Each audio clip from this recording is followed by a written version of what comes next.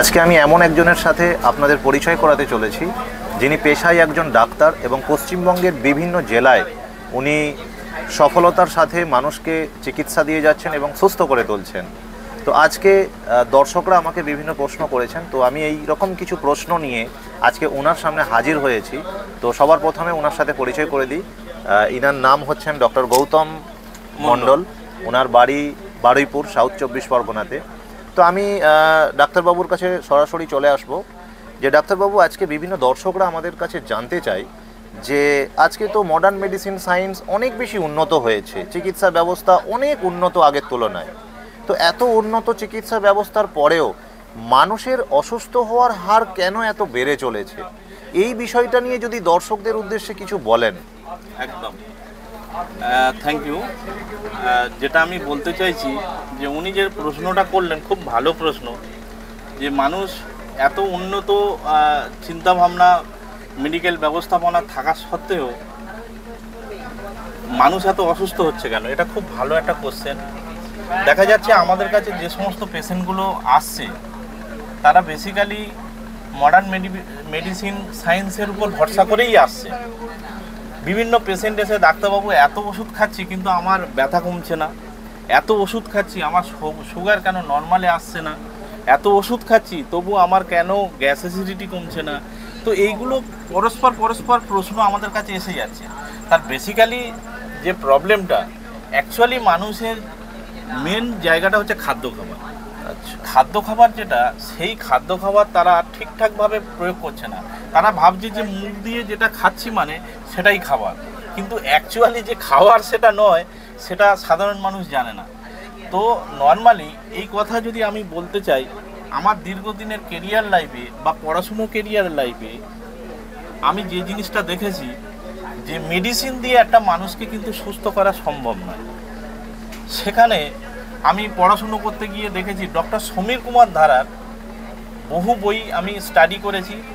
সেখানে কাঁচা মানে বাঁচা একটা বই পড়ে আমি যে জায়গাটা আমি উপলব্ধি করেছি এবং সেটা আমি পেশেন্টদের উপর প্রয়োগ করে এমনই উপকার পাচ্ছি যে সাধারণ মানুষ সেখান থেকে তাদের সমস্ত ধরনের রোগ নির্মূল হচ্ছে।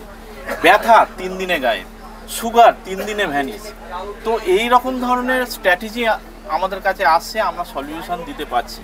তো এটাই হচ্ছে মেন, আপনি যে কোশ্চেনটা করেছেন সেটা হচ্ছে খাদ্য খাবারই মানুষের মেন প্রবলেমের জায়গা। আচ্ছা, এইবার আমি ডাক্তারবাবুর কাছে আরেকটা প্রশ্ন করব। আপনারা যে ট্রিটমেন্টগুলো করেন সেটা কি শুধুমাত্র খাবারের মাধ্যমেই মানুষকে সুস্থ করে তোলেন, নাকি অন্য কিছু ব্যবস্থাপনাও আপনাদের সামনে? একদম ঠিক। বেসিক্যালি মেডিসিন আমাদের বডিতে কাজ করে না, কারণ হচ্ছে আমাদের শরীরটা তো সেল দিয়ে তৈরি। সেলের পরে থাকে টিস্যু, টিস্যুর পরে থাকে অর্গান।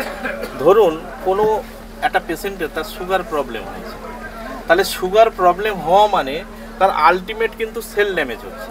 কোনো একটা অর্গান ড্যামেজ মানে তার আলটিমেট সেল ড্যামেজ হচ্ছে। সেলের মধ্যে একমাত্র প্রবেশ করতে পারে রক্তের মাধ্যমে হচ্ছে খাদ্য আর অক্সিজেন।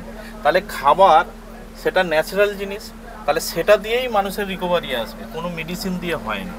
তো বেসিক্যালি ডক্টর সমীর কুমার ধারার যে ল্যামিনা রিসার্চ সেন্টার, সেখানে কিছু ফুড, মানে যে ফুড সেটা সাধারণ মানুষের কেন, সমস্ত মানুষের যদি এটা প্রয়োগ করা যায়, তারা ভিতর থেকে আস্তে আস্তে সুস্থ হওয়ার একটা জায়গা তৈরি করতে পারে।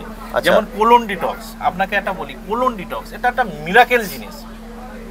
যদি কোলনকে যদি ঠিকঠাকভাবে পরিষ্কার করে দেওয়া যায়, সে অটোমেটিক্যালি সে সুস্থ হয়ে যায়।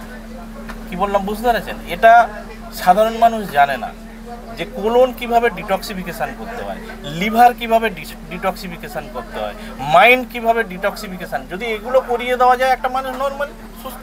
তার মানে আজকের দিনে যে সমস্ত মানুষ যাদের বেসিক্যালি ডায়াবেটিস হচ্ছে, এখন তো প্রচুর মানুষের ডায়াবেটিস হচ্ছে আমরা দেখতে পাচ্ছি, এবং প্রচুর মানুষের আজকে একটা প্রবণতা কি প্রেশার বেড়ে যাওয়া। একদম। এবং ডাক্তারবাবুরা তাদেরকে সাজেস্ট করে যে আপনারা মেডিসিনটা কন্টিনিউ করুন, এটা বন্ধ করবেন না, সেটা প্রেশার পেশেন্টের হোক বা ডায়াবেটিস পেশেন্ট হোক। তো এই রকম একটা পরিস্থিতিতে মানুষ দাঁড়িয়ে আপনাদের এই ট্রিটমেন্ট বা এই ব্যবস্থাপনা যদি নেয়, সেক্ষেত্রে কি এই মেডিসিন ছেড়ে উনি কি সুস্থ হতে পারে পুরোপুরিভাবে? ডেফিনেটলি সব রোগ রিভার্স হওয়াটা সম্ভব।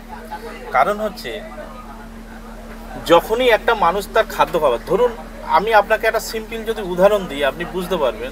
ধরুন একটা ডক্টরের কাছে সে সুগার নিয়ে গেছে, যে ডাক্তারবাবু আমার সুগার হয়েছে, আমি কি করব।